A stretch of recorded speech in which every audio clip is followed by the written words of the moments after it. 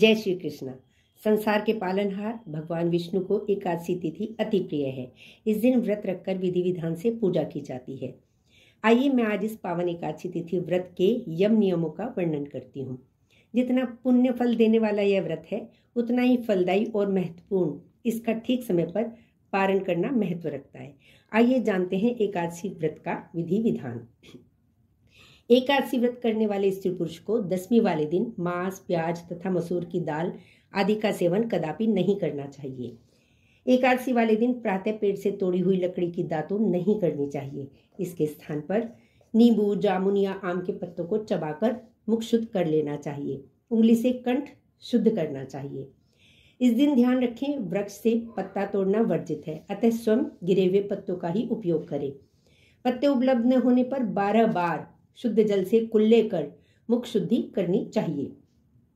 फिर स्नान आदि कर मंदिर में जाकर गीता पाठ करना चाहिए या पुरोहित आदि से सुनना चाहिए।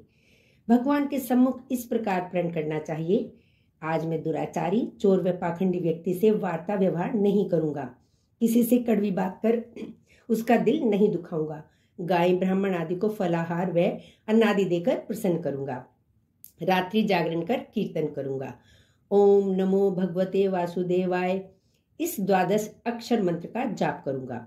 राम, कृष्ण इत्यादि विष्णु सहस्त्र नाम को कंठ का आभूषण बनाऊंगा। इस प्रकार प्रण करने के पश्चात श्री हरि भगवान विष्णु का स्मरण कर प्रार्थना करनी चाहिए। हे तीनों लोकों के स्वामी, मेरे प्रण की रक्षा करना। मेरी लाज आपके हाथ है, अतः इस प्रण को पूरा कर सकूं ऐसी शक्ति मुझे देना प्रभु। यदि अज्ञानवश किसी निंदक से बात कर बैठें तो इस दोष के निवारण के लिए भगवान सूर्य नारायण के दर्शन करके धूप दीप से श्री हरि की पूजा अर्चना कर क्षमा याचना करें। इस दिन घर में झाड़ू लगाते समय ध्यान रखना चाहिए, चींटी आदि सूक्ष्म जीवों की मृत्यु का भय रहता है, अतः सावधानी रखना आवश्यक है। एकादशी के दिन बाल नहीं कटवाने चाहिए और न ही अधिक बोलना चाहिए। अधिक बोलने से न बोलने योग्य वचन भी मुख से निकल जाते हैं। एकादशी वाले दिन यथाशक्ति अन्नदान करना चाहिए, परंतु स्वयं किसी का दिया हुआ अन्न कदापि न ले। असत्य वचन व कपटादि कुकर्मों से दूर रहना चाहिए। दशमी के साथ मिली हुई एकादशी वृद्ध मानी गई है। शिव उपासक तो इसको मान लेते हैं, परंतु वैष्णव योग्य द्वादशी से मिली हुई एकादशी का ही व्रत करे और त्रयोदशी आने से पूर्व व्रत का पारण कर ले। फलाहारी को गोभी, गाजर, सलगम, पालक, कुल्फा का साग इत्यादि का सेवन नहीं करना चाहिए, बल्कि आम, अंगूर, केला, बादाम, पिस्ता इत्यादि अमृत फलों का सेवन करना चाहिए। जो भी फलाहार ले भगवान को भोग लगाकर तथा तुलसी दल छोड़कर ग्रहण करना चाहिए। द्वादशी के दिन ब्राह्मणों को मिष्ठान, दक्षिणा आदि देकर प्रसन्न कर परिक्रमा लेनी चाहिए। किसी संबंधी की मृत्यु होने पर उस दिन एकादशी व्रत रखकर उसका फल उसे संकल्प कर देना चाहिए और श्री गंगा जी में पुष्प प्रवाह करने पर भी एकादशी व्रत रखकर फल प्राणी के निमित्त दे देना चाहिए।